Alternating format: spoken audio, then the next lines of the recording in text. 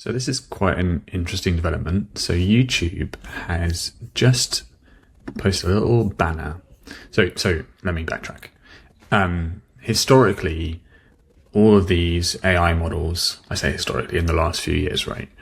All these AI models have been pulling data off YouTube. Now, no one's saying that they are doing that, but all of the kind of signs point to that. There's been a lot of research and discussion around this over the last few years that actually a lot of these AI models are being trained on YouTube material. And YouTube hasn't really said anything about it because they probably are doing it themselves in terms of Google doing it or Alphabet to train their AI models. So there's been this kind of like hush hush, no one wants to talk about it situation. But today I was on YouTube and came across this little banner here, which says you can now choose if you want to allow third-party companies to use your content to train AI models in studio settings under third-party training, which is very interesting. So if you then open the settings, it has the default set to not allow, which I think is good. A lot of these actually, I think Meta recently introduced one where it was set by default to allow, which I don't think was a great idea.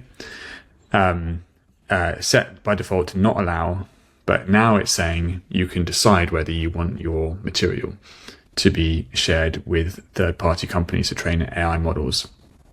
So very interesting. So let's just go through this just to get a sense of what this really means. So YouTube's commitment to responsible AI development includes making sure creators and rights holders continue to control how their content is used. Some creators and rights holders may want to partner with AI companies to help develop generative AI technology. So that's basically these tools like ChatGPT, Claude, Gemini, all of this stuff. They use this material and they train their models on it. It's all new data, right, that they can use to help them become better. If they choose to, creators and rights holders can allow third-party companies that are building AI models to use their YouTube videos for AI model training. To do this, they can turn on a third-party training setting and select which companies to allow. So there's lots more here. What it means, if you change third-party training settings, so you can change the specific settings, which I just showed you in terms of it's just that toggle switch, basically. But yeah, really interesting. This is a definite step forward for YouTube, right? They haven't really said anything, and there's nothing here that I can see that tells you whether YouTube is doing this themselves. YouTube content can use for third party. You can do. It's all about third-party content or third parties taking that content. So who knows whether YouTube or Google is doing this anyway? My assumption at this point is that they are.